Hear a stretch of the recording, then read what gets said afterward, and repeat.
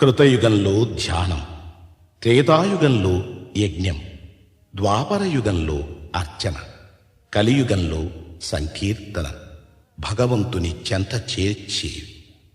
వెంకటాచల గోవిందునికి అత్యంత ప్రీతిపాత్రమైనది గోవిందమాల. ఈ వ్రతంలో ప్రధానమైనది శరణం.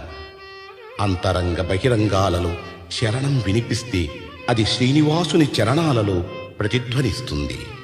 ఇదే అన్నమయ్య సాధన బోధన. ఈ గోవింద శరణాగతి మాల తిరుమల దేవాలయ సంప్రదాయంలో ఒక భాగమై నిలిచింది.